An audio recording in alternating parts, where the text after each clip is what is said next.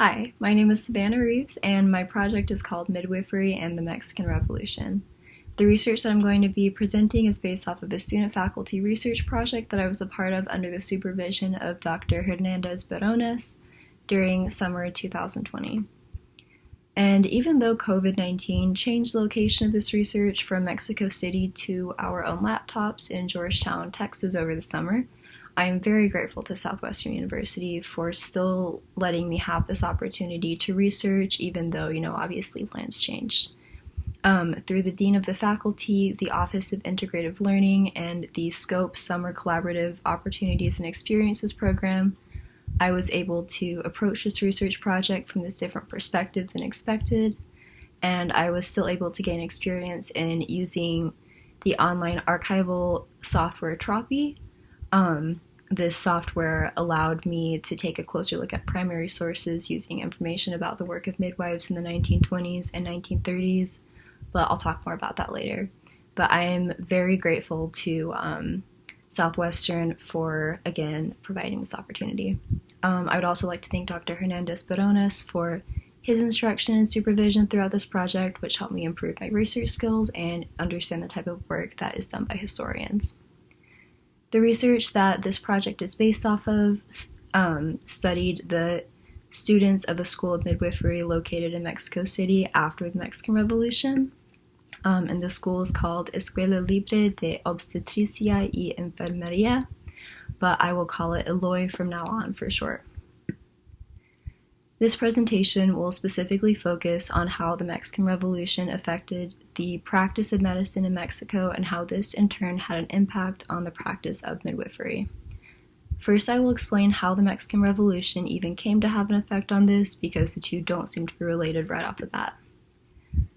The Mexican Revolution was the catalyst that began a lot of social and political change in Mexico. The revolution happened because many people wanted to change the inequalities that existed during the regime of Porfirio Diaz, who was the president of Mexico before the revolution. Under Diaz, wealthy landowners and foreign investors, mostly from the United States, controlled the majority of the land. This meant that a small portion of the population was able to receive an education and maintain a financially stable lifestyle, while most people struggled to make ends meet and support themselves and their families. This meant that they didn't have any time or money for education, and that many people were illiterate. So a goal of the Mexican Revolution was to change this.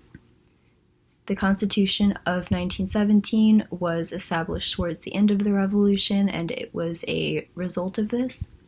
And this changed what it meant to be a citizen of Mexico, how the government operated, and who owned the land. More welfare programs were also established, and the workforce grew. This kind of revolutionary ideology was positive in a lot of ways, and it upheld the Constitution's promise of providing basic human rights to Mexican citizens. Change was not easy or immediate, though, and it happened over a period of 2 decades from approximately 1920 to 1940.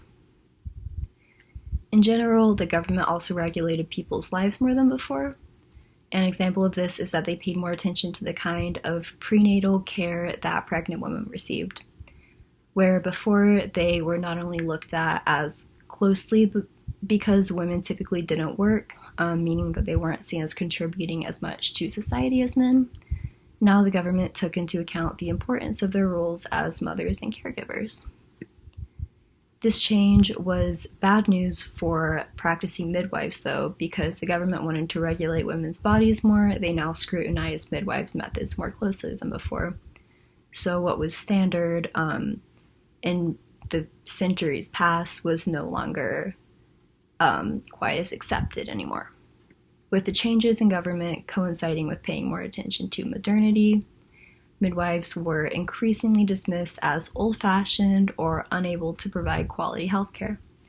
This seems kind of counterintuitive, because why was the government appreciating women's past contributions to society while at the same time dismissing an occupation that was traditionally held by women in favor of the work of mainly male medical doctors?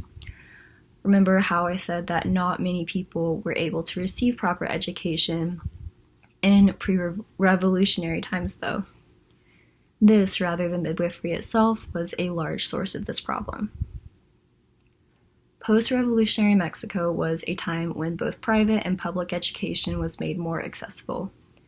Medical schools produced more doctors who had the support of the women, or of the government, rather than midwives when it came to caring for pregnant women.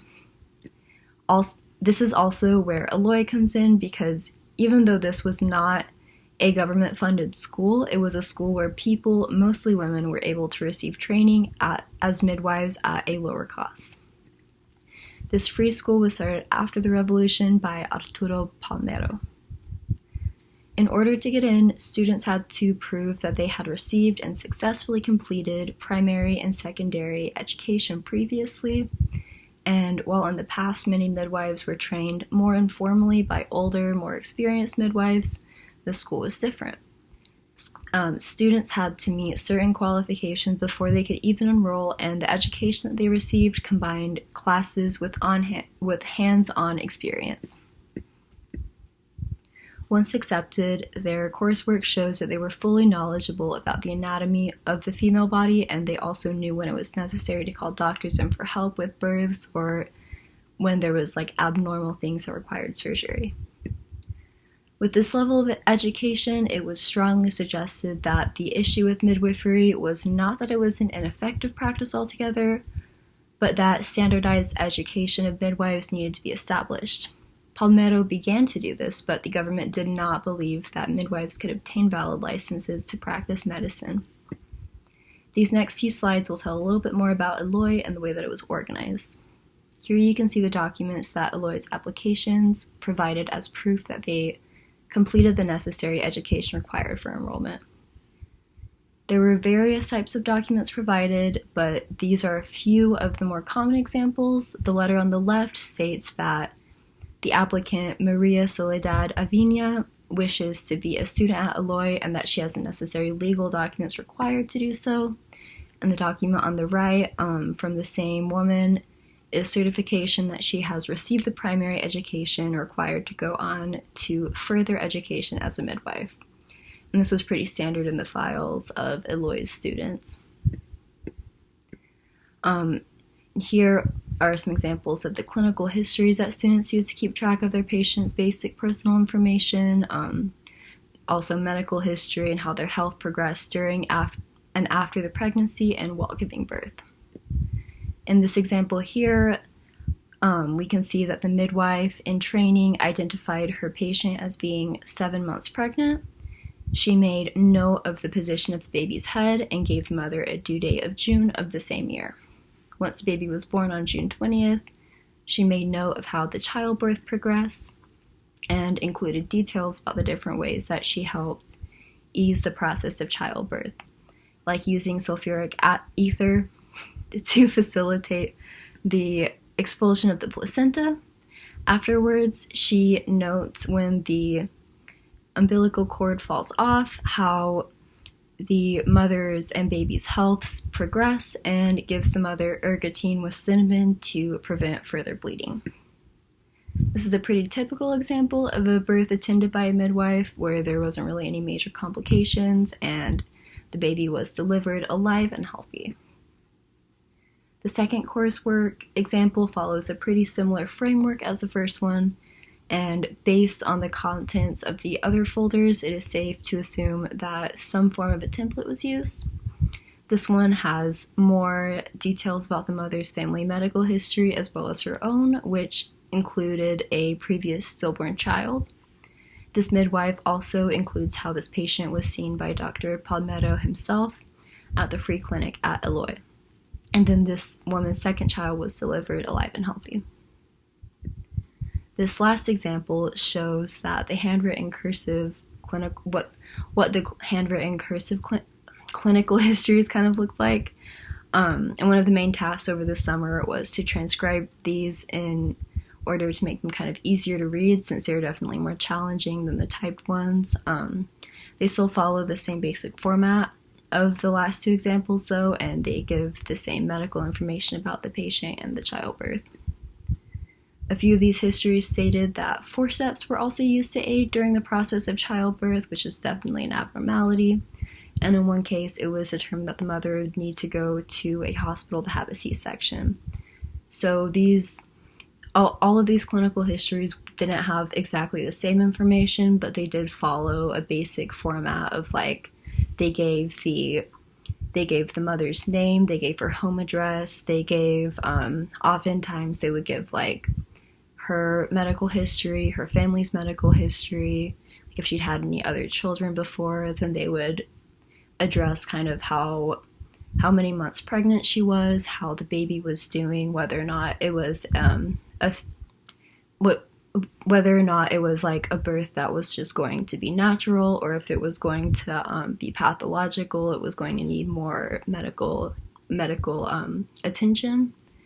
And then they would go on to kind of give detailed information about how the birth went, and then they would follow up on her like how she was doing later, and just see how the baby was doing. And definitely would not they definitely made sure that not only did she deliver the child, but that she was taken care of after.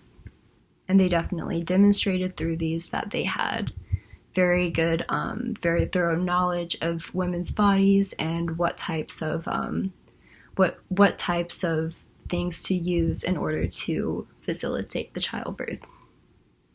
These clinical histories tell us something, that midwifery was not dying off with the Porfiriato, but rather had potential to be learned through schools like Libre and evolved to fit post-revolutionary standards. They show that these midwives were well-trained and able to care for their patients, despite what the government seemed to believe.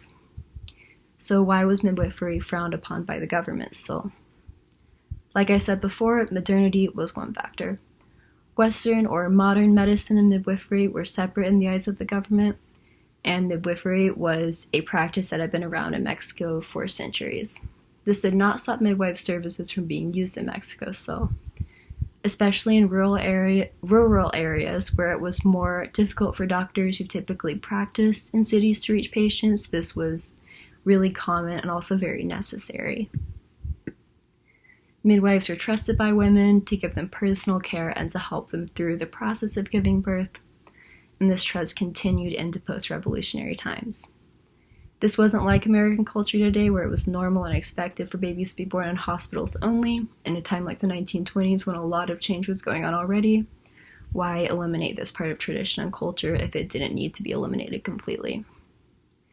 Over the rest of the century and into the 21st century, Mexico transitioned from most childbirths being attended by midwives to most children being born in hospitals. The Mexico that we know today has post-revolutionary reforms to thank for a lot of the ways that it transformed. But in the case of midwives, there was actually something really interesting that happened during COVID. Just last year, it was from a New York Times article. And it talked about how midwifery actually started being used again for some at-home births. And while it's not really clear whether this will be something that will happen permanently, it's definitely something that will be worth attention in the next few years, because it's very interesting that this came about during a time of need. So pretty much to sum everything up, the Mexican Revolution, it ended in 1917, but the change that happened as a result lasted through the 1920s and 1930s. This out with the old, in with the new mentality was not a good thing for the case of midwifery, but based off of this research on Eloy and its students, this was not entirely the fault of midwifery itself, but a cause of the way that the post-revolutionary government thought that the country should be run. The midwives that Eloy taught learned and practiced midwifery during a time of change in Mexico, and telling their story reveals that this type of traditional medicine, despite its proven success and potential for growth, was not supported by the government as it attempted to modernize and regulate medical practices. Thank you so much for watching my presentation. This research on midwifery in post-revolutionary Mexico is still ongoing. Two other research assistants of Dr.